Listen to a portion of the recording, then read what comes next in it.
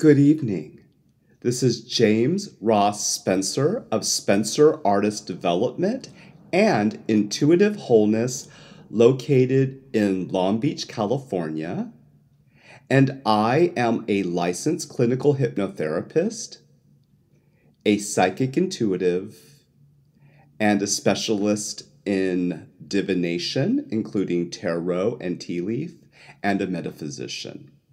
I offer to U.S. residents 18 and older certification courses in psychic development, tarot, and tea leaf divination, hypnosis and clinical hypnotherapy, regression therapy, and past life regressions. I have created here a new deck I'm excited about called the Tarot. And this deck is inspired by the art of having afternoon tea or evening tea. And often there has been a long-standing tradition going all the way back to the 1700s of tea luncheons in Europe with people that read tarot. And so tea and tarot, they go together. And it's been something I've loved my whole life. I am an avid tea enthusiast with a pantry of over 500 teas. I make my own blends, and I have collected beautiful teacups and tea saucers from all over the world. I especially like carnival glass, which I collect, and have a tea cart. And when I'm teaching metaphysics, I love to do that over tea. And so when I teach privately here out of my home studio, classes do include the art of tea. I also enjoy having lavish tea parties and often reading tarot during them. We're on Halloween's Eve here. This is October 30th. 2024, and I will actually be hosting a Gothic Victorian tea evening tonight, and will be using my different tarot decks. I've created three, the Tarot, but I also created a Gothic Victorian deck called the Spencer Tarot, and I also created a 1920s Art Deco deck called the Spencer Art Deco Tarot.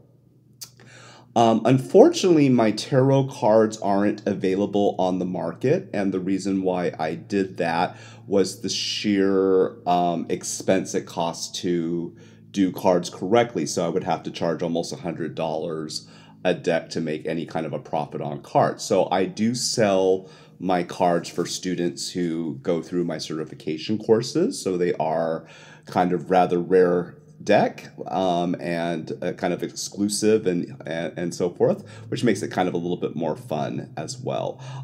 I am an AI artist, and so I use software as well as my own artwork and ideas to create my cards. My tarot deck is also done in squares instead of the typical card size, and I like that because I tend to use the Golden Dawn 15 card spreads and so forth. If you are interested in the possibility of doing certification courses in tarot or psychic development with me, I will have my website at the end of this video, and you will be able to contact me at any time. I do them seasonally, so courses such as tarot certification usually run 8 to 9 hours and is done in 2-hour spots over a month. I do allow usually up to 2 months to complete a course.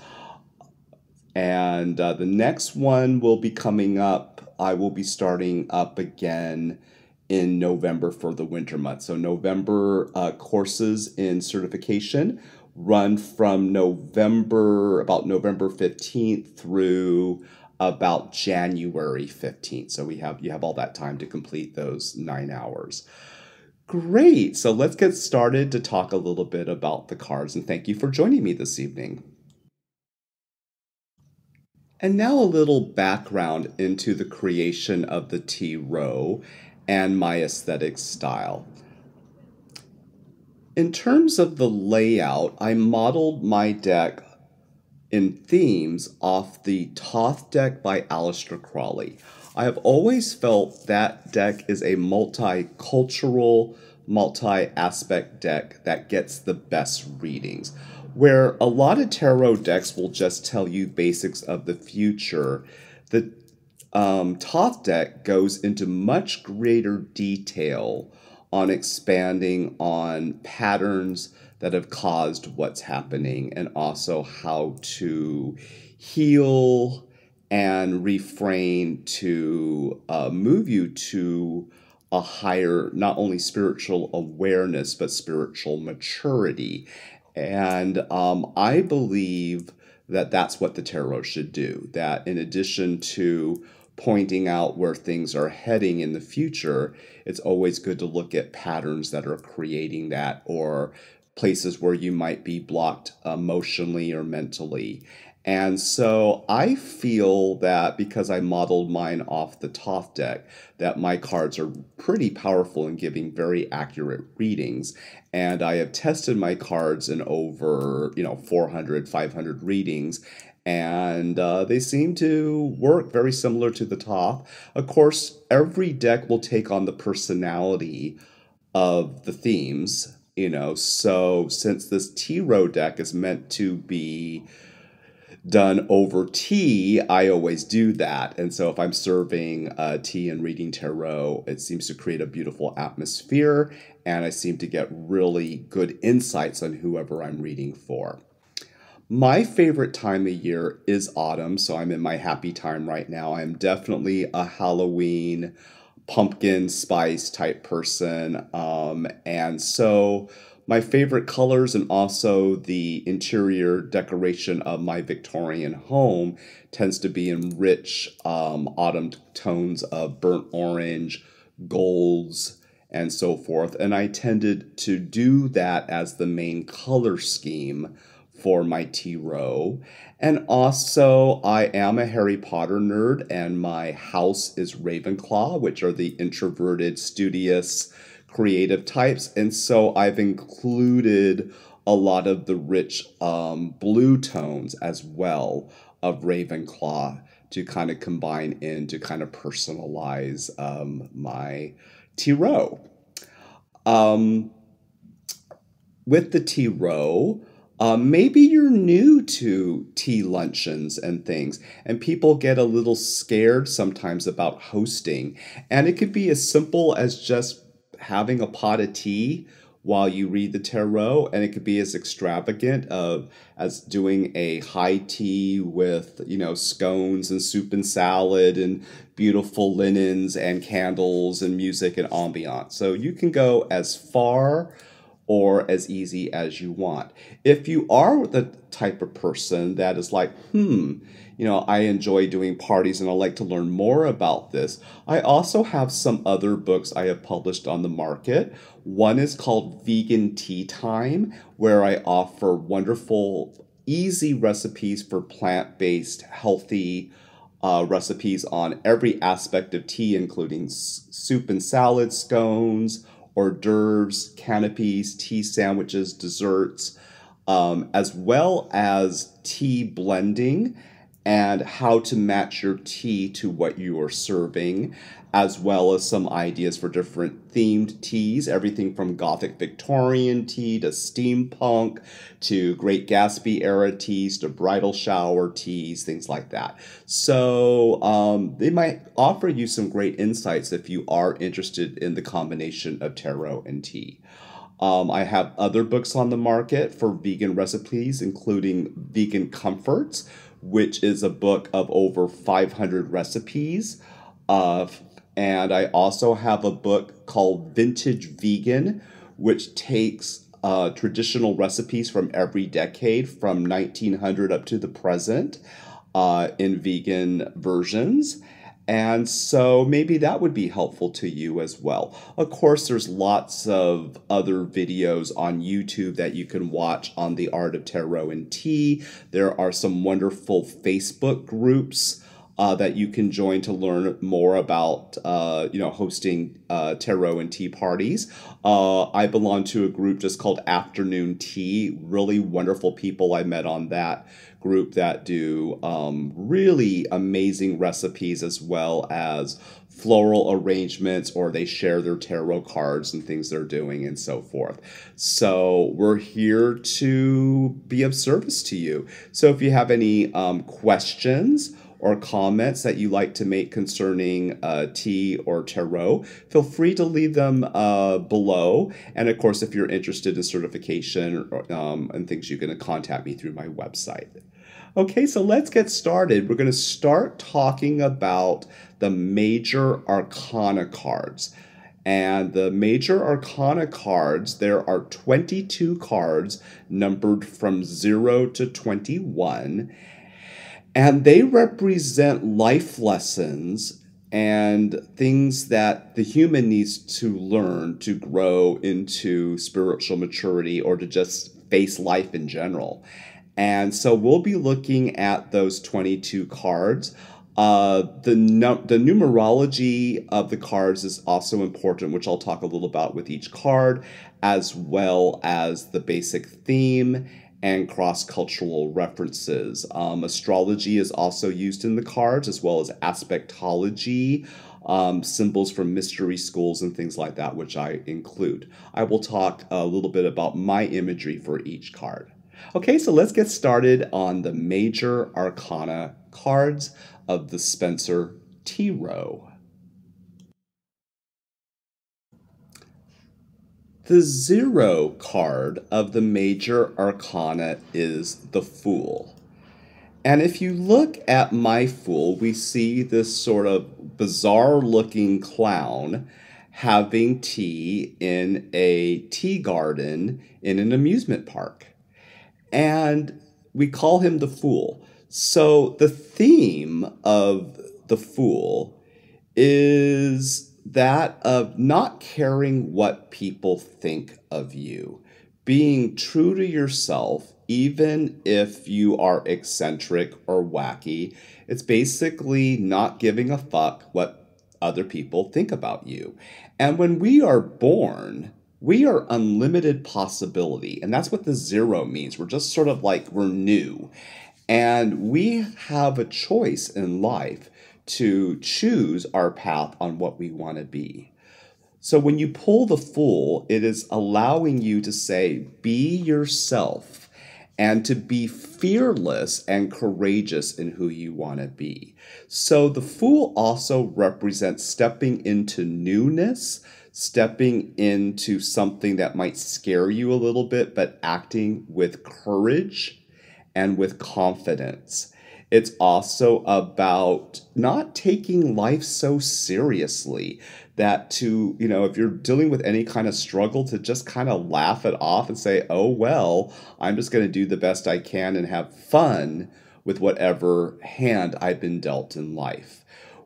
Of course, we all choose our families we're born into and our situations before we're even born. And these will always present for us positivities as well as challenges. And so can we allow for that? Can we allow for the hand we are dealt? And can we allow for ourselves to just be bold, be excited, find our passion, be eccentric? One thing I love about this clown is he's dressed pretty wild. He's wearing amethyst purple and blues and the bright, burnt oranges. And, he just basically sitting there saying, I'm just going to enjoy my tea. I don't care what people think about me. And if you look at the rest of the garden, you see all these Victorian people all dressed alike in their boring browns and similar tones, and they all just kind of look alike and blend into the background. And he's like, I'm going to stand out. I'm the center of attention. I'm great. I'm magical. And he recognizes his importance, meaning that we are born to this planet and we are one with God, the I am. And he's just like, I am who I am. You either like it or you don't. And that's something I've always loved about the Fool is his eccentricities and his ability to also own his loving character and his light as well as his dark. There's that part of him that looks forward to, I love working in the amusement park as a clown. I love being around children and making people happy. And then I got this little dark side and I can be mischievous and be a little naughty too. And he owns all of that aspects. He realizes that there is no duality. You can't have good without evil. You can't have happy without sad. And so he just honors all emotions and all paths, and he looks behind that illusion that I can be both, and it's okay to honor my light and my dark, and to walk into this crazy world we're born into with courage and with enthusiasm. The Fool.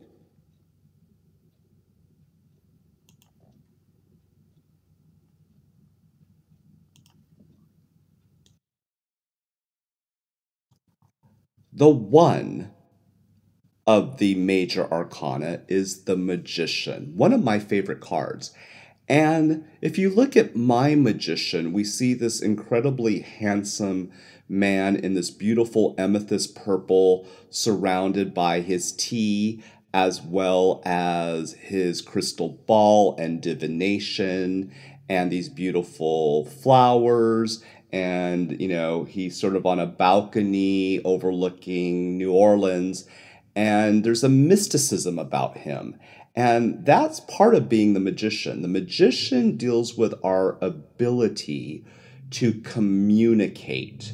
And remember, there's many different ways of communicating, not just talking, but in written word, in singing and music, in telepathy and communicating through psychic ability, and through divination and things like that. So those are the themes of the magician: is how do you choose to communicate to the world?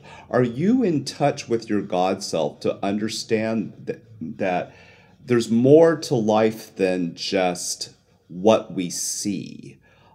This man is a powerful wizard in a way. He's able to communicate with angels and ascended masters that have passed on, and angels and loved ones that have passed on. He is in tune to a higher consciousness, and that is represented by the color purple, which is the spiritual color. It also rules the color of Aquarius, which is actually my ruling sign. And Aquarians are known for, being an air sign they're known for their intellect and creativity and individualism, and that's what we see here. So when you pull the Magician card, it's like, how are you communicating? Are you effective, or are there areas of your life you need to expand and learn to become better? Are you in your creativity, or are you blocking that? That's usually a theme when people pull the Magician card. How do you get along with people? And are you a good judge of people? Meaning, are you discriminating? Do you know which people are psychic vampires and are draining your energy, and which people are uplifting you and creating opportunities for you? It's a choice. So the magician also deals with, who are you surrounding yourself with? Are you a wizard and you surround yourself with other wizards, or are you dealing with the muggles? It's up to you. And so I always love the magician card.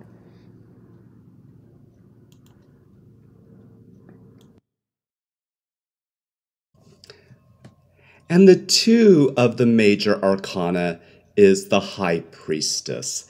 And if you look on my card, we see this beautiful goddess woman, and she is sitting in her tea garden, which is on the water. And we see the beautiful reflectiveness of the water and these lotus flowers. Lotus traditionally represents purity and beauty and truthfulness and clarity. And the high priestess represents the independent self knower. It's a woman or a man who's using their intuition and insight effectively. They are in high self esteem, deep in their self knowing, and they have personal independence in all areas of their life, and they have a deep love for creating harmony, balance, and beauty. And those are the main themes of the card too. Like, are you in your life, are you surrounded in harmony, balance, and beauty, or are you creating chaos and fear and hostility and toxicity? It's your choice, right? So often when someone pulls this card, it might be an indicator to take a look at that. Like, for example, your home environment. Is your home luxurious? Is it beautiful? Does it feel like a home sanctuary? Is it filled with plants and life and flowers? Or is your house, dirty and in disarray, or maybe even a hoarder's nest? That's an indication. How about your car? Do you drive a comfortable vehicle that feels safe and luxurious, or are you driving a beat up car, or maybe your car's just filthy? The things you're choosing in your house. Are you eating a diet that nourishes you, like whole plant-based foods, or are you eating a lot of sugary toxins and alcohol and cigarettes and addictive kind of behavior? It's a choice. So the high priestess allows you to look inward to see, like, are you creating creativity, harmony, balance? Are you in great self-esteem? Okay? Love this card.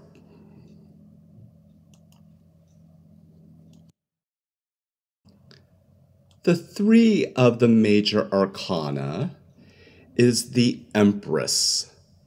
And she's similar to the high priestess in that she is nurturing, beautifying, and is the comforter. She represents the divine feminine, and she represents the mothering of us. And so when you're mothering, you're in service to others, okay? So when someone pulls this card, it could be dealing with issues of motherhood, as well as it deals with love of beauty, but it's also about being service oriented in terms of being nurturing. So it might be like, how are you nurturing others? How are you being comforting?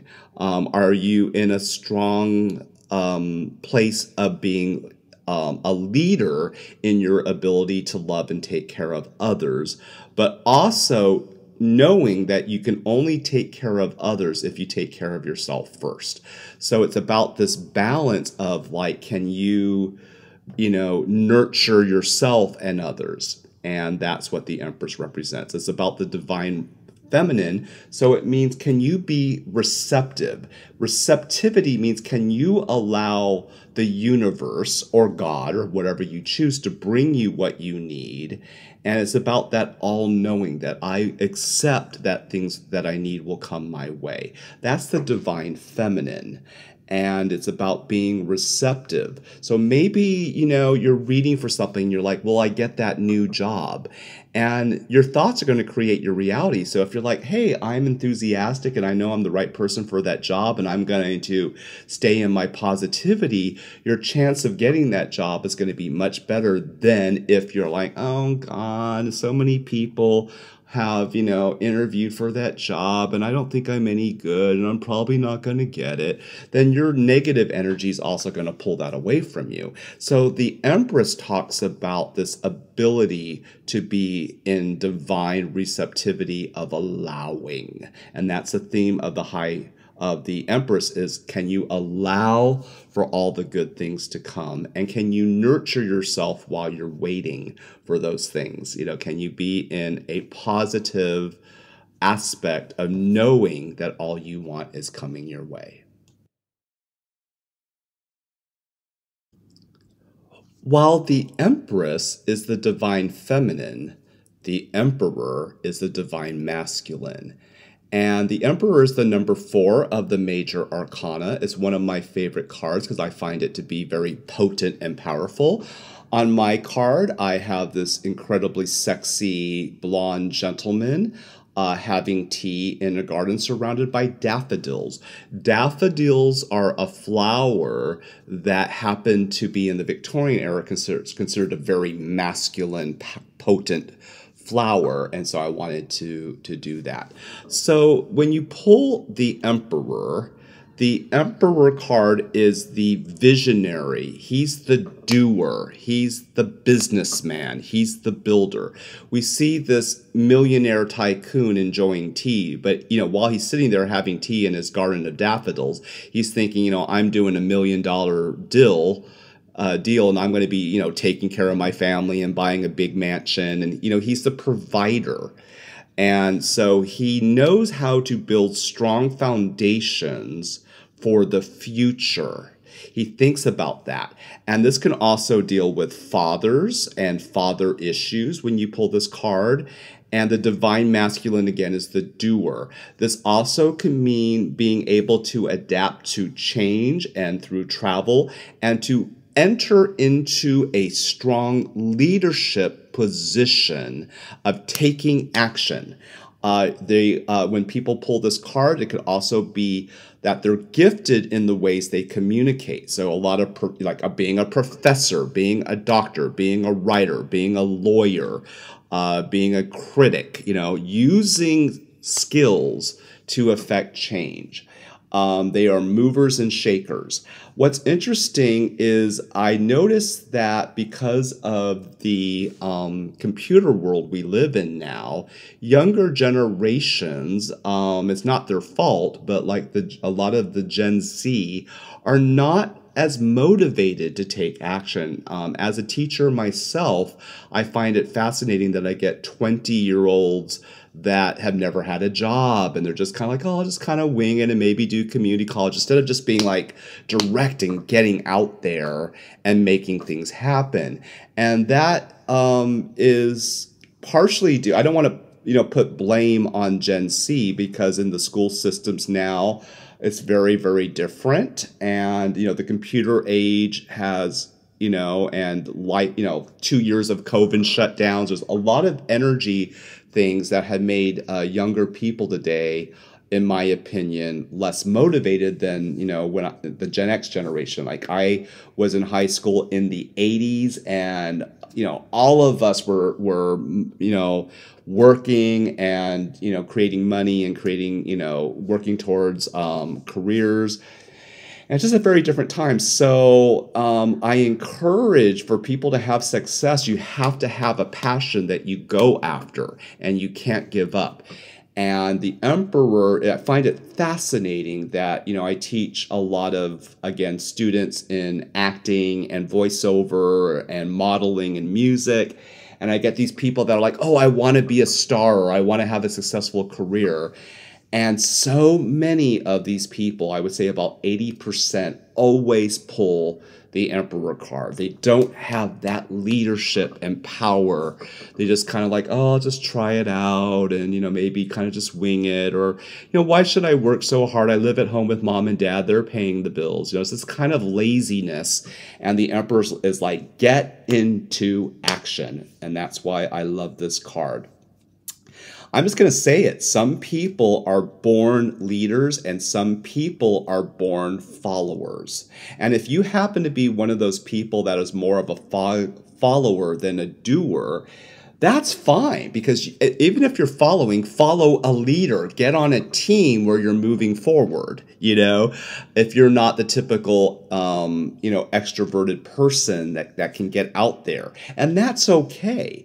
But in life, we all need to learn places in our life to be leaders, places in our life to be a doer.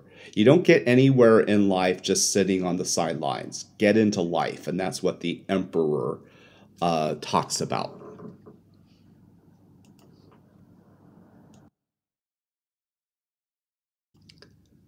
The 5 of the major arcana is also one of my favorite cards, and that is the card of the Hierophant.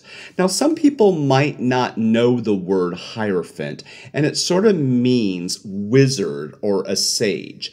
And if you look at the gentleman, we see this incredibly rich, aristocratic, fashionable gentleman in his amethyst purple, sitting in his home salon having tea. But we also see these levitating orbs and tarot cards and divination, and he's sort of like the wizard.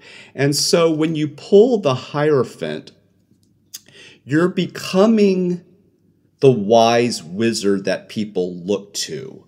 Therefore, you're the teacher, you're the counselor, you're the consultant. So the Hierophant is someone who is a teacher who is committed to inspiring and helping others by being an example. That's important to understand. The wizard or the Hierophant doesn't get pulled into the dramas of lower energy beings. They are just the master. And for the people that want to seek out learning from them, they resonate to that, and the right people will look to them and learn from them, and the toxic people don't even enter their field. They don't have time for it. So the Hierophant deals with themes of helping the community, helping family. It can mean a time of going back to college or learning, study. Also can mean resolving family issues. It's time for a breakthrough when you're stuck. It's a time to speak, to become more spiritual in yourself, to seek out the teachers, to seek out the sages, to do practices such as yoga and things that heal your body, to get into meditation. These are all aspects of the Hierophant, is to be powerful. I, again, always love the Harry Potter imagery, and as a Ravenclaw, I even have a sign on my front door. It says, "Wizards are welcome, muggles not allowed." And I don't let low energy beings into my home or into my field. You have a choice. You could surround yourself with uplifting, high resonating people that are successful, creative, loving, or you can be around a lot of toxicity. And so the Hierophant knows to lead by example. I'm going to resonate, and the right people will be drawn to me. And he's more than happy to help other people out. The Hierophant is generous with their love, generous with their knowledge, and generous with their time. Something that someone told me many years ago, which was right on, is that if you want to be successful, you become friends with successful people. If you want to be wealthy, you surround yourself around wealthy people, and that's something I always did. And I look back into my teen years, specifically when I was competing in international piano competitions, and I was in an 80s new wave band, and I was creating so much opportunity and wealth and abundance by just surrounding myself around influential people. For example, loved Disneyland as a kid, and I got an annual pass there. Then I started to learn from the ragtime pianist there. I became a lifelong friend. And all of a sudden, I'm performing at Disneyland, and I'm moving up the ladder, and I got to meet Michael Jackson and all these famous people, and then that opened up other doors. And it's sort of like a web you create when you surround yourself with high-level beings.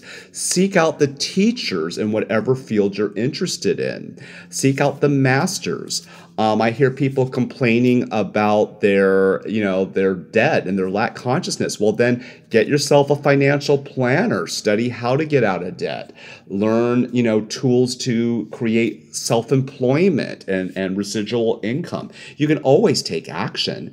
And that's what this card talks about, is seek out the teacher, seek out the counselor, seek out the consultants, and also be that for others. Okay, so as a teacher myself, I'm always the student too, because I learn from my students. Maybe a student's going to bring a new play to me that I don't know, and I'm like, oh, I gotta, now I know something new. Or maybe a pianist is going to, I teach piano, and they might bring a composition in. I had that happen the other day where a student wanted to learn this Spanish composition that I did not know, and I go, wow, I'm learning some new things about this composer I didn't know about. So you're always learning and you're always studying, and that's what the Hierophant talks about: is always be the student, always be the teacher, and surround yourself with powerful people that can move your life forward in the direction you want to move. Now to the 6 in the major arcana cards, which is that of the Lovers. Very important card and a beautiful card. The Lovers deals with, obviously, romantic love. And that could be any type of relationship, meaning heterosexual, lesbian, gay, transgendered, non-binary, and so forth. Unfortunately, in traditional tarot, the emphasis was always, of course, on heterosexual relationships, which I feel is completely ridiculous and unfair to all alternative lifestyles. So I chose to create 3 different lovers cards in my deck. I have a heterosexual couple, I have a gay male couple, and I have a lesbian couple.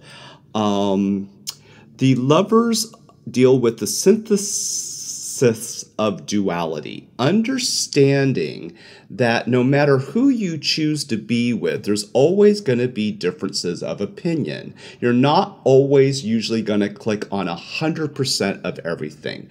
So it's learning to deal with compromise, learning to deal with oppositions and dualities and polarities, learning to work with people. It's about creating teamwork and unification together. And so it's usually about focusing, when someone pulls this card, is that they have to look at a relationship in their life. It usually is romantic, but not always. Like, for example, it could be like, when someone pulls this, like, how are they dealing with a coworker at work? Or how are they dealing with a family member? So again, the card deals with, how we work with relationships. And it's about using teamwork to come together and compromise. I've had the pleasure and also the sadness of, I've been married twice to 2 incredibly wonderful men. My first relationship, which was, I consider my soulmate, was from age 15. I met him quite young. I met him actually at Disneyland, and we were together for 10 years until his death when I was 25. And then my second husband, we were together 10 years until his death just last year, actually, even though we had separated for about 4 years prior. So anyway, what I was going to say is that, like, with my first husband, he was a wonderful person. We got along on most things. But for example, I'm a vegan and he was a heavy steak eater, and that could create a lot of problems. But we just were, we loved each other and we honored each other. So he would have a night where he'd go out with his buddies and have his steak at Sizzler, and I would do my vegan night. And then we found ways when we were together to pick things we both like to eat that make us both happy, where I could still, like, for example, he loved pasta. So like he could get spaghetti with meatballs, and I could get spaghetti marinara or whatever, and we just kind of work things out. I'm not really a pet person. I'm allergic to cats, and he had a cat, and we worked around it. So it's about, like, coming together as a team for a higher good. And we grow from conflict. We grow from seeing someone else's point of view. I remember being in a relationship with a Chinese man for about a year and a half. And I knew very little about true Chinese culture. And it was sort of a culture shock and things. But, like, I grew from that relationship. I learned a lot of beautiful things, including my interest now in Chinese medicine and herbology and, Tai Chi, and these things I learned from that relationship. and so forth. And so, like, again, we grow from people in our life. What are we choosing? Here's a perfect example of this right now. A lot of people are pulling the Lovers card because of the upcoming election, and they're people that are very pro Kamala and people that are still very pro Trump. And even if you disagree with the other opponent, there's no reason to be evil and attack the other. And I've been seeing a lot of that, a lot of craziness right now of I'm right, you're wrong attitudes. And just, crazy shit. Like I was driving down to the city of Huntington Beach where I grew up, and I saw some crazy, Trump rally. And what was crazy was fine. If you vote for Trump and that's what you believe, great. But the deal is like literally getting in the middle of the street to stop traffic and to create problems, and I'm right, you're wrong, and hostility and people getting in fights and craziness. It's toxic. There's no need for that. And there's a lot of right now power games going on in the world, and I find that with a lot of people, the Lovers card comes up. Can you be in, can you unify, can you work as a team even if you have different beliefs for the greater good, or are you gonna tear someone apart? It's very interesting. So again, I like that I created 3 different Lovers cards. And of course, as a gay male, and when I read from my gay male friends, I would always use that, as and you can change out the cards as needed. Okay, so thank you. In traditional tarot decks, the 7 major arcana is sometimes called the Chariot.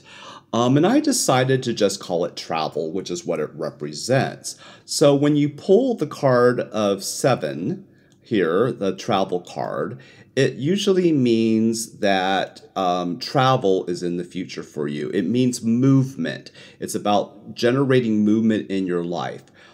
So often it could represent travel for vacation or for personal enrichment. It could also sometimes mean moving, like moving to a new location, a new living environment. It also can mean a time of change happening in your life, like you're moving into a new era in your life. It can mean a career change. Maybe it means going back to school. It might be starting a new project. It might be starting some new hobbies and new passions. And it's also about being able to multitask. So like if you're like moving, you're able to accomplish a lot. On my card, we see this handsome gentleman enjoying tea on a train, and he's traveling, maybe for just personal enrichment to go to a new area. Maybe he has a new love in a new city he's visiting and going to try to create a new relationship. Maybe he's moving to a new career, moving to a new city for a new job. And there's a feeling of excitement and adventure when you travel. And for those people that are kind of introverts like myself, which I admit, I'm not a person that likes to get on planes and or to get into traffic, on the freeway, especially LA traffic. There's other ways of traveling, so it could be, again, trying new things, creating a new hobby, and so forth. So travel can mean different things to different people, but we don't move forward in life without trying new things or going to new places and so forth. So that's what the travel card represents. Okay, travel, movement forward, generating new things, and of course, travel.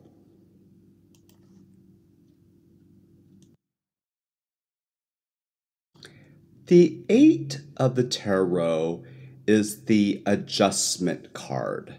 And when someone pulls adjustment, it can mean several different things. And one aspect of the adjustment is the ability to mediate, the ability to adjust what's not working in your life.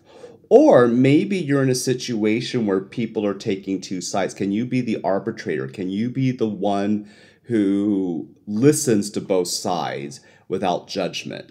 When someone pulls the adjustment card, it means that you need to adjust your life. And usually, what that means, which is another theme of this card, is simplifying your life. Meaning, is does your house need cleaning? Are you living in a space of clarity? Is your house organized? Or is it messy? Are you living in a hoarder's nest? Where can you simplify? Maybe you are pushing yourself too hard. Maybe you're working too many hours, and it's sort of like, can you take a little time off to find balance between your free time and your work time? There's usually a need for balance of clearing out the old that's not serving you anymore. Maybe in your home, you have some old appliances or things that are just breaking down, or maybe it's time for a new car or a new computer. It's about like, are you in debt? So adjustment can mean like, are you working to get out of debt? Are you balancing your checkbook? Are you organizing and planning well for the future, or are you being frivolous and living in the moment and out of balance with your partying? Are you eating healthy foods, and are you eating 3 meals a day, or are you skipping meals and eating crap and getting Starbucks on the go? You know what I mean? Are you letting go of habits that no longer serve you? This could also mean when you're adjusting, maybe you need to get rid of people in your life that are holding you back. Do you have toxic people? Do you have people that are victims that are always causing you problems? Do you have those psychic vampires in your life that drain your energies? Are you in an abusive relationship that you need to leave? So these are indicators of when adjustment pops up. Are you cultivating relationships?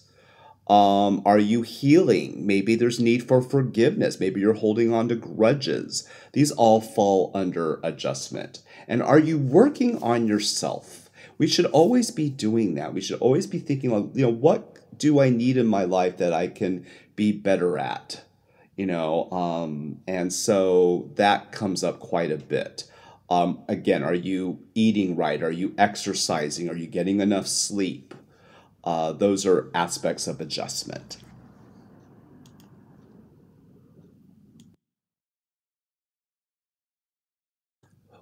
One of my favorite cards, which I kind of live my life by, is the 9 in the major arcana, which is the Hermit. And I definitely admit I am a hermit. And when someone pulls the Hermit card, it means the meditator, the sage, the wise man or wise woman that's true to themselves, that takes time for meditation and self-reflection, and they retreat. They take time to relax, to heal. They tend to retreat into their beautiful home away from craziness of other people. And when you get the Hermit, it means that you're probably overextended and you need to pull inward. It's a time for meditation. It's a time for self-reflection. It might be a time for fasting or letting go of the past. It could be a time for healing your body and taking time for yourself. It could mean time to be alone and to hibernate, or to just go away somewhere to be in nature. Working with the sage is powerful for your spiritual growth. It could be releasing ancestral karma and trauma. The Hermit to me is a card of spiritual maturity. Is the person that can just sit and be in the present moment, not living in the past and not projecting into the future. How many people really take the time to sit and smell the roses? You know what I mean by that? Like, I live in California, which is a highly intense place, like LA County. People are on the freeways, they're running everywhere. And, I don't live my life that way. So even though I do live in Long Beach, I created a life where I work from home. I don't have to deal with the freeways. I don't have to deal with driving up to LA to work and being in an office from 9 to 5. I work my life to have plenty of leisure time. I feel so blessed. Like today is Wednesday. I don't even work again till Friday. I have all this time to just do my pursuits. I'm going to get a massage later today and eat lunch with a friend and enjoy the beach. And tomorrow's Halloween night. I'm going to be enjoying a dinner party with my friends and things. So, we have a choice. And being the hermit is truly one of the highest cards of self love. Do you put yourself first? Do you take that time for yourself?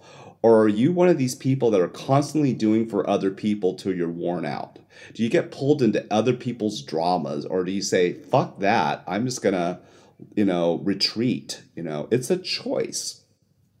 Creating a retreat space for yourself, creating a home sanctuary is so powerful. It's one of my favorite cards. And people will accuse you when you do that of, oh, you're unfeeling, you're uncaring. No, that's not true. You're actually more caring because you're loving yourself. You're taking care of your needs first, and you're not allowing other people to manipulate you into their energy feeding and their drama. That was the biggest lesson I learned in my life. When I was in my 30s and younger, I had a lot of toxic people in my life that just wore me out. I was always getting involved with their problems and listening to them for hours on the phone complain about their shit. And I don't do that anymore. And now I have all this time to enjoy my life. And I feel so blessed that I've manifested also a second home in Palm Springs. And I was like, oh, I'm just going to go out to Palm Springs and lay out by the pool today, visit with friends, or go out to the beach here in Long Beach and take trips. Going on, I like to go on the cruise ships and take 4-day trips and things like that. I just enjoy life, but I retreat when I feel like I'm overextended. And you have the ability to do that yourself if you allow. The 10 of the major arcana is the Wheel of Fortune, or in my deck, called Fortune. And here is the simple spiritual law. Your thoughts are creating your reality. People that have abundance believe that they are abundant. People that are in radiant health believe in radiant health.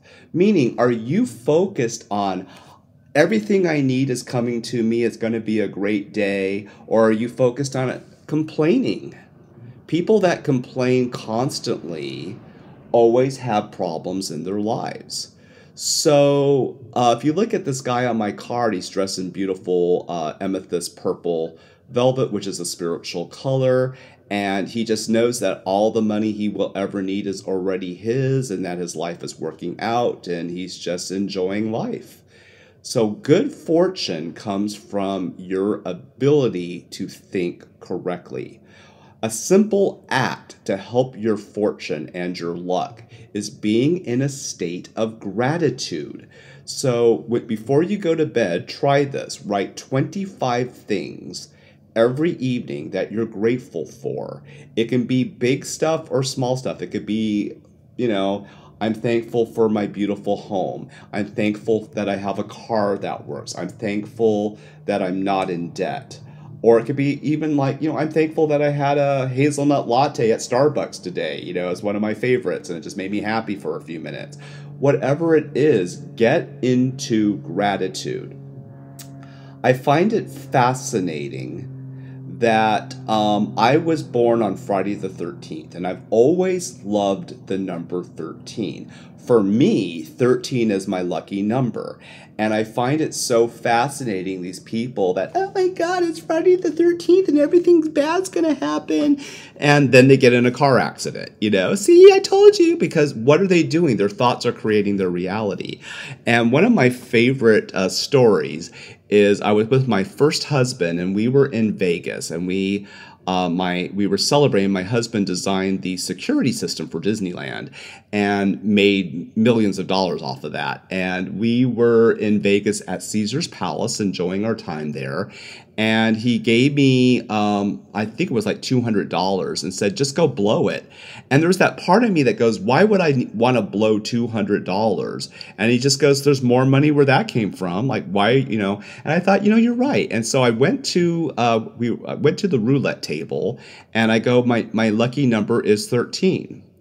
And so I put the $200 in chips down on the number 13, and I was pretty, I was young. I just had turned 21, and I remember too, I looked a lot younger than I was. So people looked at me and go, "That's like a little 14-year-old, 15-year-old boy." And I remember these people like, "Oh, kid, you don't know what you're doing. You don't know anything about gambling, and that's a stupid move. And you should bet on, red or black or whatever, And that you're the odds of that number coming up is stupid."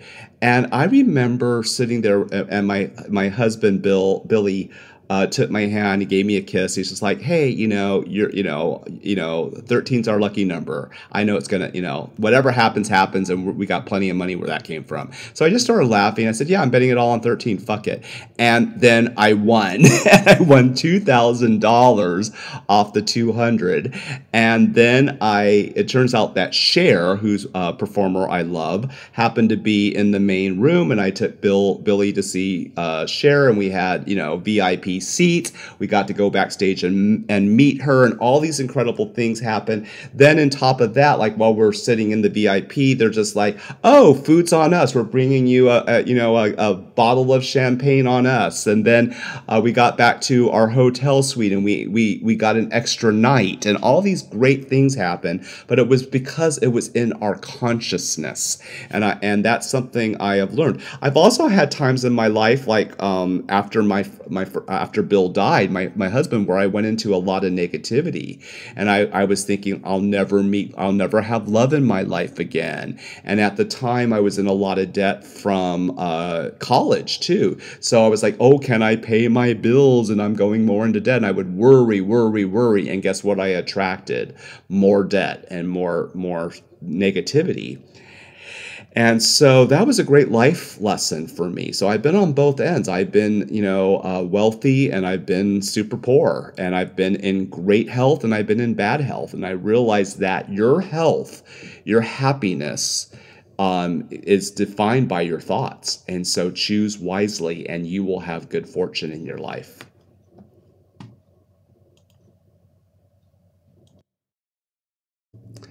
One of my favorite major arcana cards is number 11, Lust.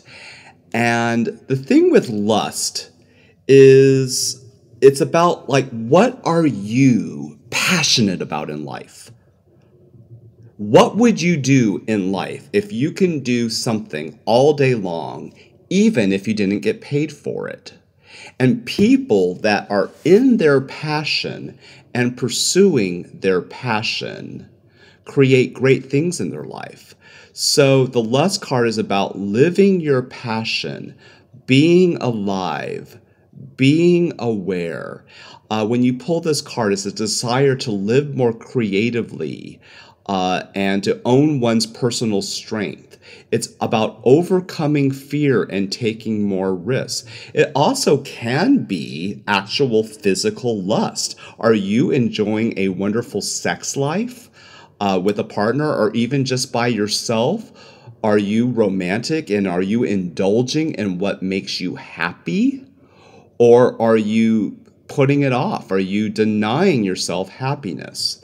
Now, there's a difference between lust, which is, going for what you want, and addictive behavior, where it's out of balance. So there's nothing wrong about every so often saying, you know what, I'm going to, like for example, it's pumpkin season, it's Halloween, and I'm going to be like, you know what, it's okay if I eat 4 pieces of pumpkin pie right now. My body will come back into balance. I'm going to allow that because it gives me joy.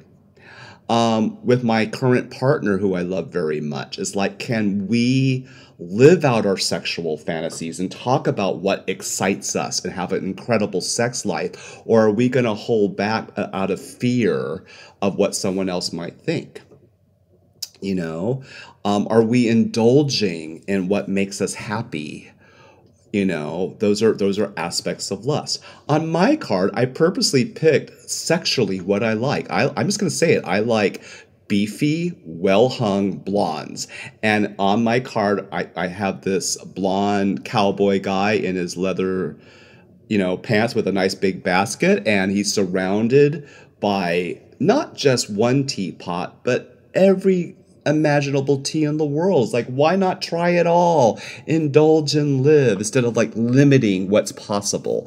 And the lust card talks a lot about that. Are you limiting yourself? I can't tell you how many times as an arts teacher, I get people that call me up and they say, "Oh, I want to be a voiceover artist." And then I get them started, and then they just limit themselves like, "Oh, well, I wonder if I'm too old to really do this, and maybe I should cut back because, it's costing me some money." And then they're miserable because they're not doing their passion, and they just complain about the job they hate. I'm like, well, you're never going to get out of the job you hate if you keep complaining about it.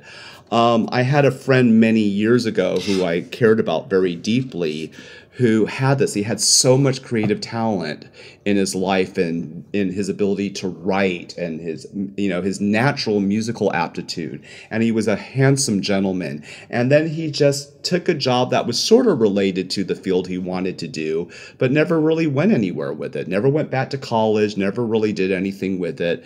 Then he went down the wrong road of alcoholism and self-abuse because he hated himself and took it out on others and so forth. And that's the tragedy. If we're not in our passion, our life doesn't work. Another thing I will say is, if you are doing your passion when it comes to your career, money will eventually catch up with you and follow.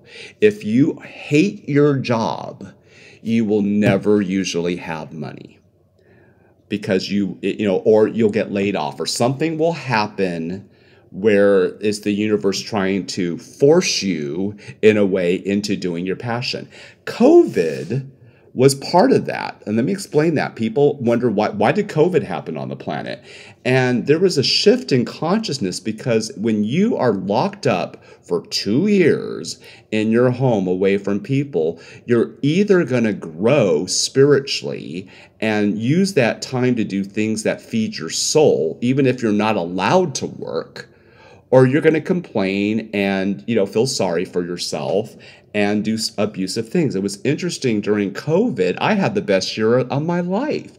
It was like, yes, we were in shutdown, and I learned how to revamp my business to online, and I had a highly productive creative year that was actually one of my best years financially.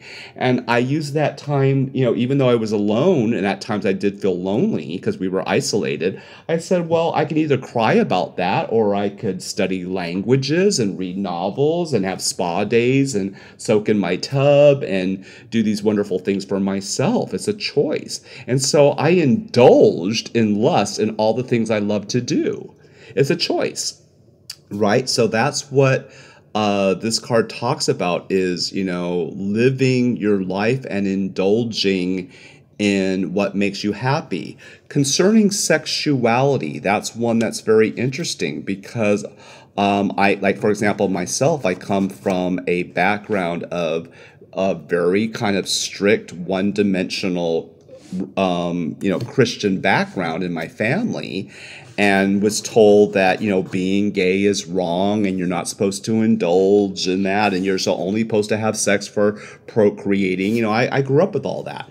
And it took me a little while to learn to really allow myself, it's okay to have a wonderful sex life. It's okay to live out my sex fantasies. It's okay to, when I wasn't when I wasn't able to have the soulmate or the romantic relationship, I was okay with just being sexual with different friends and trying new things for a while, to grow and to learn things about different people and learn things about myself. But how many times do we allow our society or religion or things to dictate what we're supposed to do? And then we live by these societal rules that don't work for us, and so the lust card is a bit of the rebel, like, fuck everybody else, I'm going to do what I want to do. And as long as it's not hurting someone else or yourself, it's good. Of course, obviously, if someone might look at the lust card and say, well, that means I can kill someone. Well, obviously, they go, well, that's what I want to do. That's my desire if they're screwed up. But of course, there's a ramification in that. So they end up hurting themselves. They end up probably going, getting the death penalty or going to prison or something, right? So, I mean, there's ramifications and karma for what we choose. So the lust card says, do what you love as long as it's not hurting others and it brings you joy. Love it. Okay, so get into your lust, people.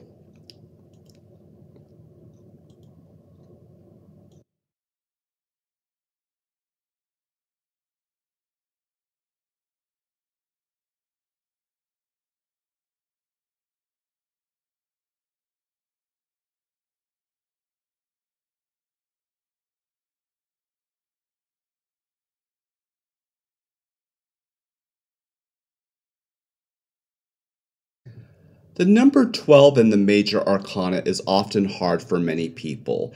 It's the card of the hanged man. And in traditional decks, what it means is that when you are the hangman, you are restricted. You are in limbo. You're stuck. That's what it represents. And it means that it's a time, though, of transformation and being able to break free in an area where you do feel stuck. So it could be meaning eliminating the beliefs that are holding you back.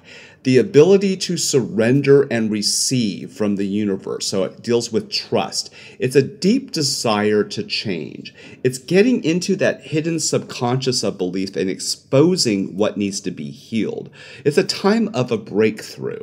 Okay, so this could be in many areas. And again, it always comes down usually to our mental processes.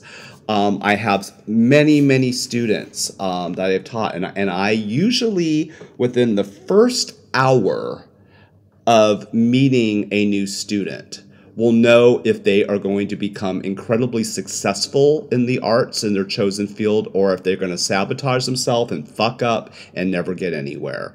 And it's all in how they relate to me, what their self-talk. And if they show up, students that are punctual, that are enthusiastic, that are in gratitude, that do the work, they're the ones that make it. The people that complain and, about things and sabotage, or they don't show up on time, or they do something where someone's trying to help them and they don't want to listen. Those are people that never get anywhere, And so a lot of times the hangman is learning to listen to constructive criticism, learning to hear another person's point of view without attacking them.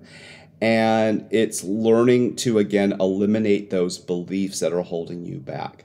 Also, sometimes if something seems very, like you're stuck in something that's very difficult, like maybe you're facing a life-threatening illness like cancer, and you feel like, oh my gosh, this is terrifying, and what if I don't make it? Well, it's also about, sometimes when we just lighten up by taking life with humor, that alone changes energy. I remember several years ago, I had norovirus. It came off a cruise ship, and a lot of people, there was an epidemic of it, and some people died, and I was very sick.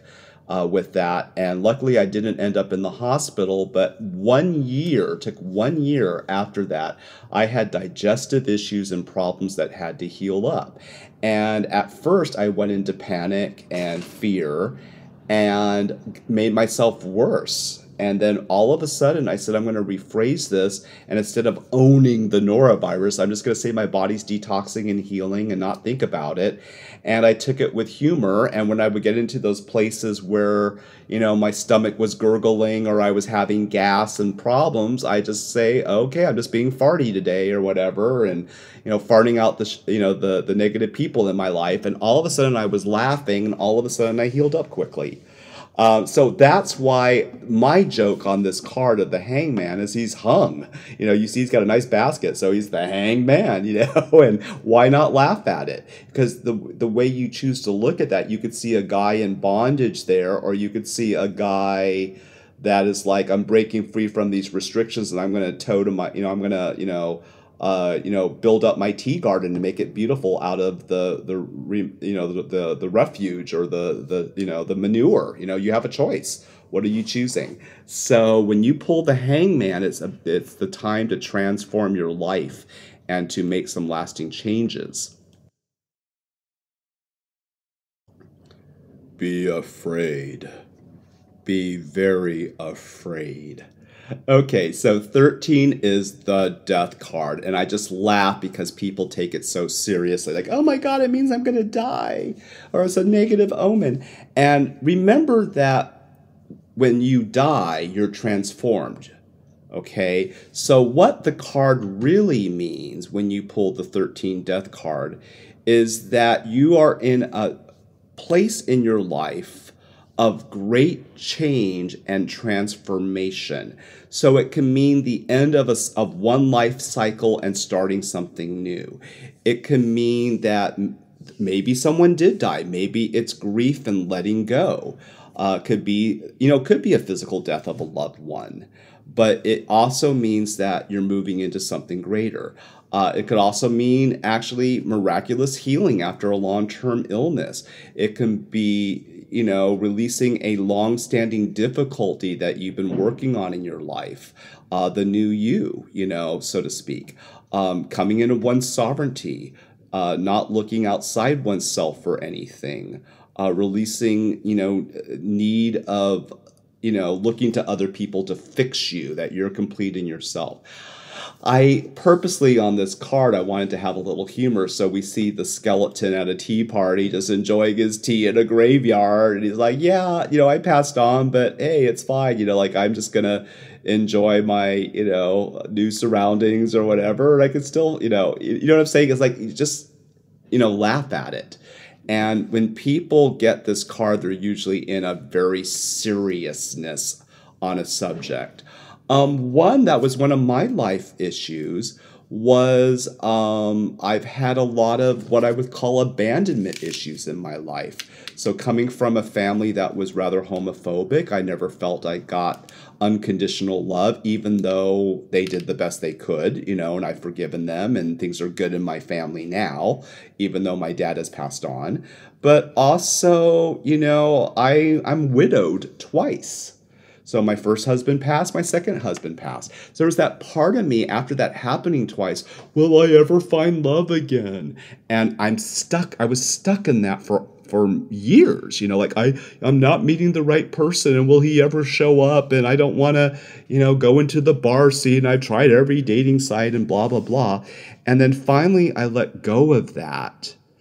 And I am starting in a new relationship that's been wonderful. And only though we've been together a few months, it's been just amazing. And I had to let go of what I was holding on to in the past and fears and stuff to allow for it to happen.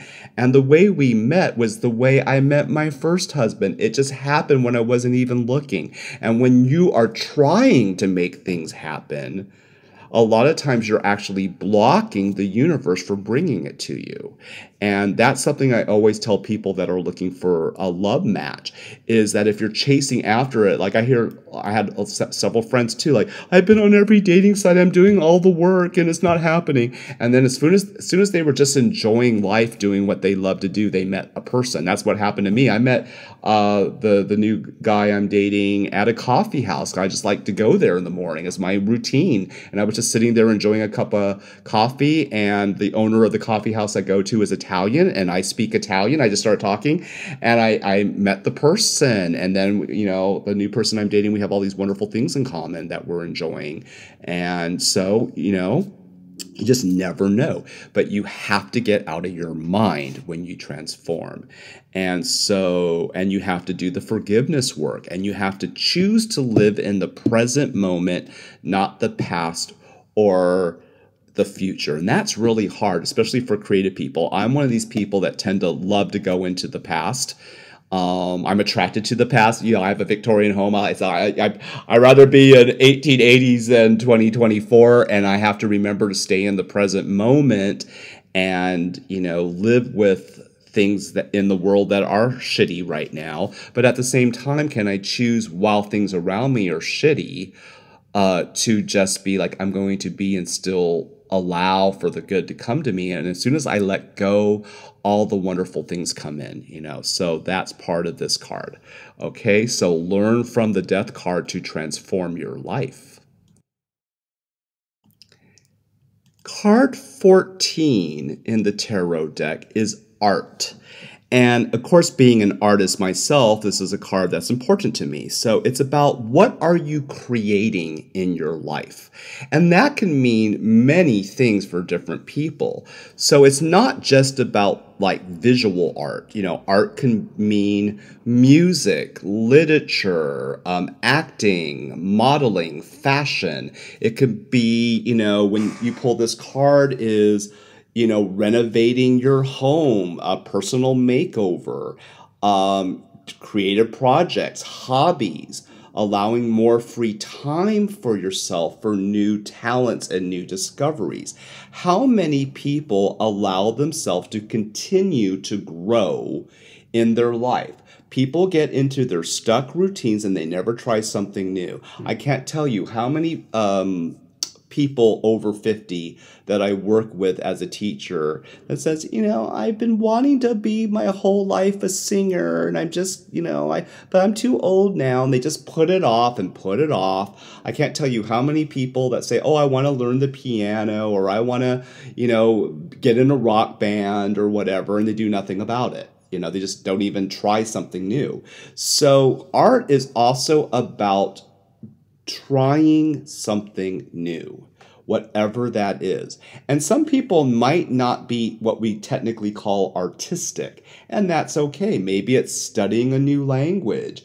Maybe it's, I had a friend who is into chemistry, that's his thing. And I'm like, great, go take some, community college chemistry classes. Do something, if that's your hobby, who cares, do something that brings you joy. And that is what the art card is about. But it also means, if you do happen to have creative things you're interested in, get back into them.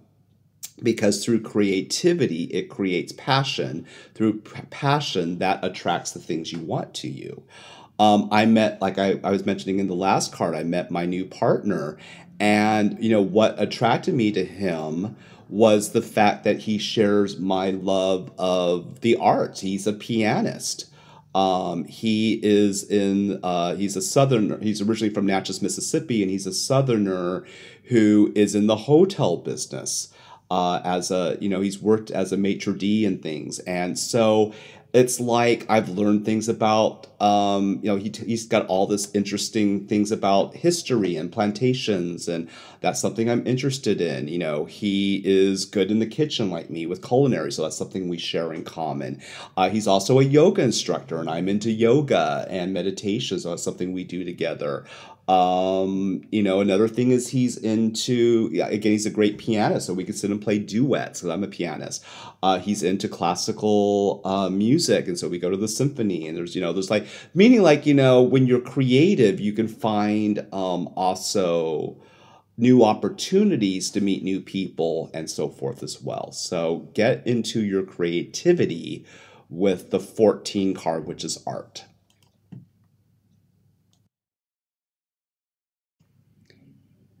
And now to card 15, the devil.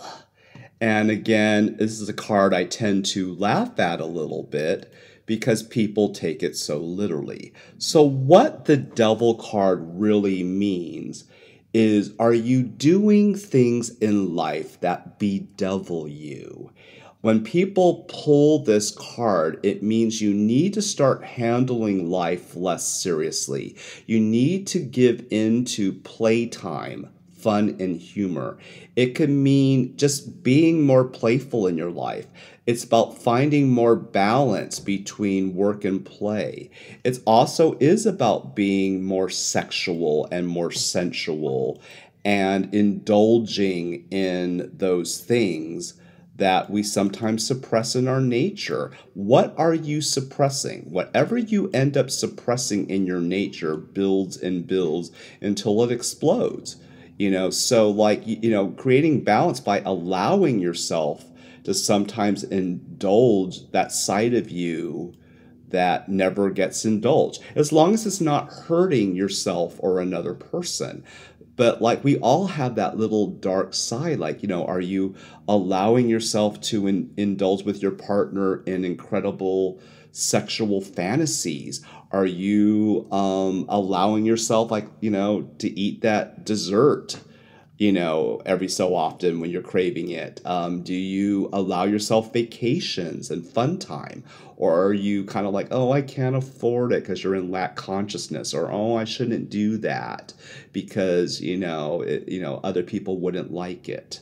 So the card really talks about, being authentic. Sometimes the way we do become authentic and we learn to live from a place of great adventure and fun is by being a bit rebellious. Sometimes we are forced to be rebellious. Like, I remember in my family as a child, my family being very restrictive on me as a gay male and what I was supposed to do. And, I had to go to church and all these different things.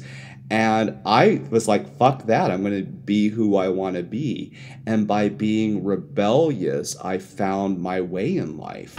And sometimes you have to kind of basically say, I don't give a fuck what other people think of me. It's about owning your own quirks and idiosyncrasies and being able to declare that without fear of what people are going to think. I have a lot of quirks. I know that I've told people that I love Gothic Victorian period, and so I'm into vampires and Anne Rice, and I have that part of my nature. And I'm also, I am a hermit. I'm a person that prefers to be in my home over traveling a lot and doing what the norm is of getting on the freeway every day.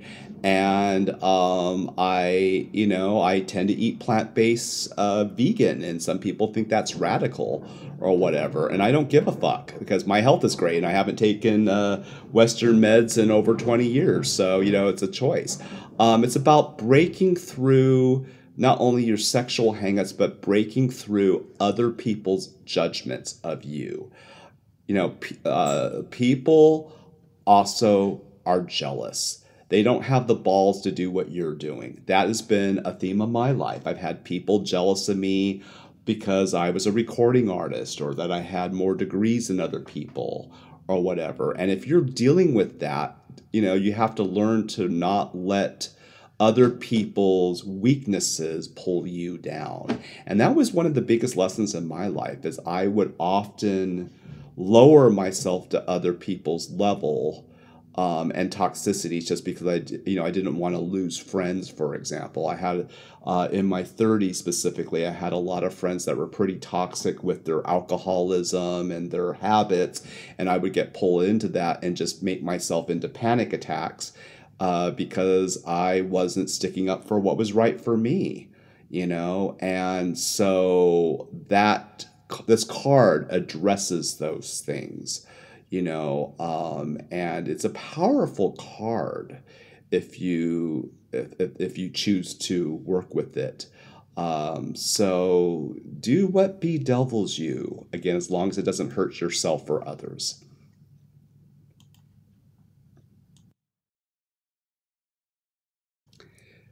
The 16 card comes up quite a bit right now, I've noticed in readings with people, is we are in a time on the planet of quite a bit of intense energies. We have in America here the election coming up.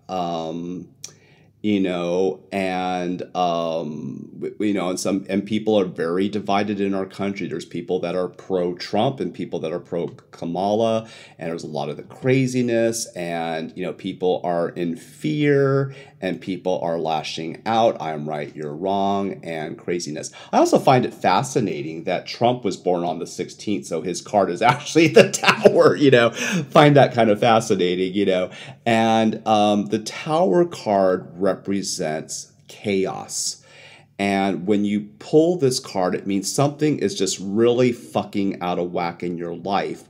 But you also have the ability, the card of the tower is also the card of the restorer. So it's one who possesses strong healing gifts and ability to heal oneself on a deep level. It's breaking through restrictions that are holding you back. It's breaking through the false beliefs that keep you from your highest good. It's the ability to see your own truth and inner beauty and to also honor that in others. It's interesting in the election to see all of this blame game and I'm right, you're wrong, and let me attack the other person and all of this bullshit stuff. And this is the energy of the tower, this just creating chaos like we see on my card, this T tower on fire, And it's also, with this card, is about developing your psychic gifts, using your intuition, learning to be patient through scary times. And during scary times, can you love yourself and choose things to focus on that are positive. Like, for example, if you can't control what's happening out there, which is what a lot of people are fearful about, like what's happening in the world, you can still control what, your own environment. So, like, are you choosing radiant health? Are you exercising? Are you avoiding toxic people? Are you avoiding toxic pharmaceutical? Are you using this time to retreat inward? Or are you getting pulled into the mass consciousness? It's a choice. And so the tower is a bit saying too, it's a time to be like the hermit as well. Like when the world is chaotic, are you going to join in the chaos and feed the flames of the fire? Or are you going to pull back and just, wait for things to shift? It's so interesting with me. Like, I could care less about politics. And I don't allow myself to get pulled into all the agendas and dramas. Yes, I will definitely vote and, for who I feel is the right partner, but I'm not going to get in fights with people about it. Also, this deals with also people's lifestyles and like, my religion is right and your religion is wrong, or what I believe is right and what you believe is wrong, or how you choose to eat is right and wrong, all of that stuff.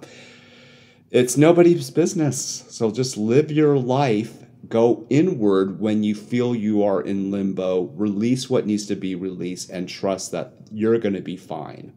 And usually what happens is it won't even affect you once you do that. Okay? So yes, we live in crazy times, but choose to not be the person that flames the chaos. Just shine your light onto the situation and let go. And that's doing more for the planet, for the people who can just shine their light and be the wizard or wizardess and be an example than just getting involved and, like being a busybody with all of the drama that's happening.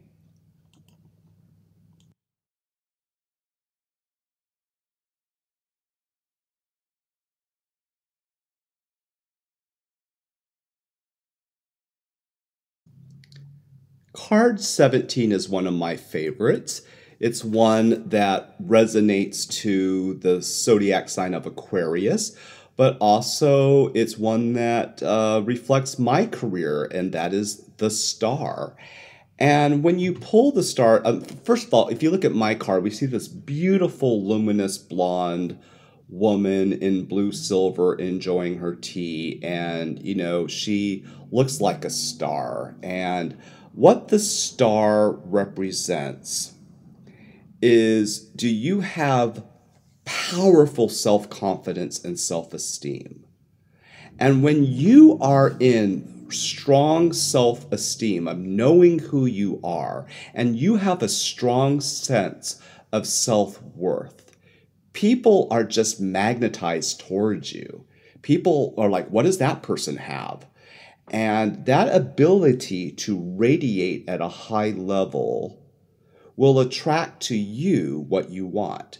You'll attract wonderful people in your life that resonate at a high vibration, and you will attract what you desire. You will pull to you a new love, a new job, money, and opportunities. And luckily, with myself, I came from an arts family where, being in the limelight and being in a leader was taught to me. And so this is, and I've had, times where, I have been, not confident. We all go through that. But like, I've always known deep down that I was an extraordinary being. And that's not conceited to say that, to own your greatness. I remember as a child, I knew I was different. I knew I was gay. I knew I was, I was odd. I was a left-hander. I was able to intuitively read people quickly, and I could see ghosts, and I was different. And I could play Mozart on the piano at age 4 and 5. And my mom used to say to me, I remember this, she would say, Jimmy, you're like a little Mozart. You can do anything. And so I went, yeah, Mommy, I can do anything. And so it was interesting that when it came to the arts as a concert pianist, I just believed I was going to be great. And of course, I worked my ass off, but it just came easy to me because it was in my consciousness that I would always succeed. I find it fascinating that nearly every international piano competition I ever entered, I won. I always believed I would win. I always believed I would always get into the best colleges and I would get scholarships. I would always believed that, my albums would do well. I remember when I was writing my first book, I had so many people say, oh my God, you don't have a degree in writing. You don't know what you're doing. And I just did it anyway. I just like, I'll wing it. I'll figure it out. And sure, I made some mistakes in my early books that, but I got better and better. I'm on my 13th, 14th book now. You see what I'm saying? So being a star is you have the confidence to believe in yourself, no matter what other people say, be it them being jealous of you or people trying to pull you down or people saying you're no good. Here's the deal. You are a child of God. You are powerful. Start living like a wizard. Stop being a muggle. You know what I mean? Get into your power. Be the star of your own life and watch how your life transforms when you do that.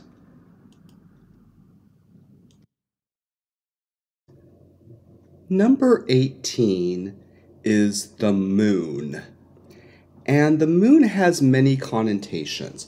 The moon is the person who can choose wisely. The moon can be the romantic.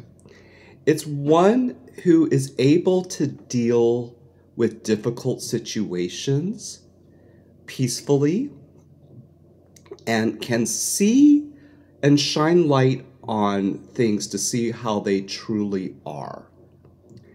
It's looking at something and not being gullible. It's looking at something and not being disillusioned, but seeing things again for what they are. It might be choosing between two different paths. If someone pulls this card and they're talking about a romantic relationship, it could be a time to grow deeper, or maybe just moving out of the honeymoon phase of a relationship into cohabitating and creating together. The moon encourages deep, authentic communication and not lying to yourself or to others. It's about living in your truth. It's also about the ability to spot dishonesty in others. It's about resolving difficult situations quickly. It also might mean the end of a relationship. It might mean that you need to leave a relationship that is not for your highest good. The moon is about radiating a peaceful energy. And that means that even though you might be dealing with something difficult, can you stay in that peacefulness of knowing you're co-creating with God? There's a reflectiveness to the moon. There's a deep understanding of things, even when they're difficult.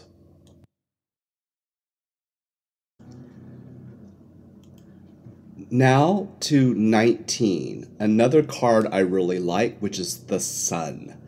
The Sun is the powerful divine masculine energy. It is that ability to be a doer, to be a leader, but to do that on a team. You are the originator, but you are co-creating, you're cooperating. It's ability to work well with others. It's about teamwork. It's about manifesting your creative talents and ability to get tasks done. It's allowing others to be who they truly want to be. It's movement towards wholeness. It's also about, the Sun is about building a sense of community. Therefore, this card is also associated with LGBTQ pride. And that sense of community. It also deals with partnerships, and it deals with a collective consciousness of people coming together for a greater good. Shining light, shining that sunlight onto an area that needs revolution. It's a collective consciousness for positive change.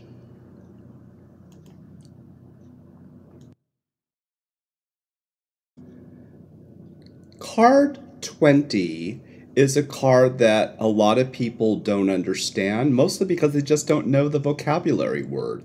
So 20, the Aeon. An Aeon is a wise seer, but it also represents someone who's able to analyze and evaluate situations and see things generally at a higher level. Using good judgment in a situation. Breaking through other people's judgments about you, resolving family issues, balancing career and family, staying true to oneself, releasing aspects of having to play roles like father, mother, son, daughter, dropping labels, like I'm handicapped, I'm dumb, I'm sensitive, releasing how words can hold us back. It also represents releasing ancestral karma. It's a powerful card, but it's a card that a lot of people don't understand. One aspect is how labels can really fuck you up. Here's an example. I used to suffer in my 20s from panic disorder. And there was a couple, there was some physical things in my body that were happening that made me prone to it. Like my chemicals were off in my brain that made me, prone to that. And I had some events that were very traumatic that happened that caused that to develop. And before I got healed from that, what I realized was I was owning that. My words, I would always say, I have panic disorder and I hope I don't get into a panic. And just by saying, I hope I don't get into a panic, I would get into a panic, you see. And so your words are that powerful. And so the Aeon talks about dropping these aspects of words we play. I have a woman who wanted to be an actress, and she goes, oh, but I'm a mother first. And I go, well, why can't you be both? And she's like, oh, well, my children need me. I go, your children are 40 years old and have their own lives. It's time for you to, get out there. But it's stuck in that label. I can't because I'm a mother. I've heard so many people own their handicaps or challenges.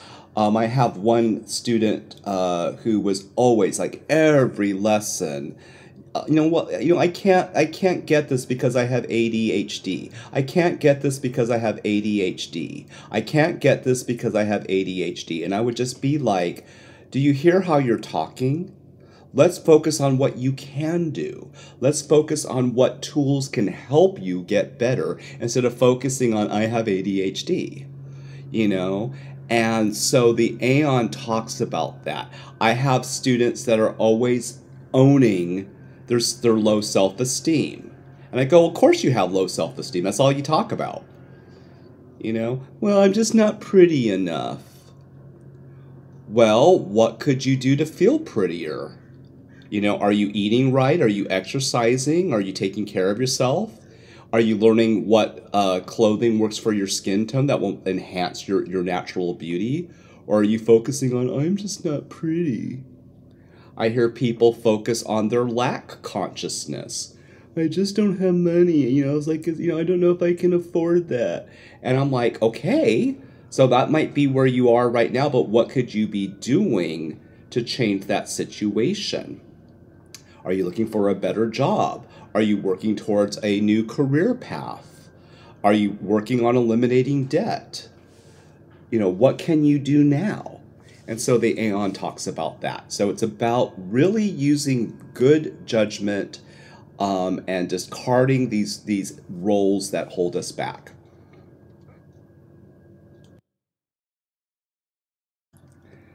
And the last of the major arcana is the Universe card. On my card, we have a steampunk traveler, and he's enjoying tea on his plane, traveling around the universe and enjoying life as an adventure. And the world's his oyster. You know, he's created this ability to have the abundance, the time, and the luxury to just do what he wants. And that's what the universe represents. When people pull the universe, it's a completion of something and it's a liberation. It's about like something that you've been working on has come to fruition. Your desire is working out. It can mean new beginnings and great new things are on the horizon. It can mean, you know, time to take a trip and travel and enjoy the fruits of your labor. It could be, you know, a positive major change coming, such as, you know, manifesting your soulmate, or maybe, you know, building and, you know, maybe a pregnancy and having a family. It's liberating blocks that are holding you back. It's turning anything that's negative into a positive transformation. It's the best card of the deck for positive outcome. And it's a lucky card. And it just kind of represents that everything's going to turn out perfectly the way you want it to.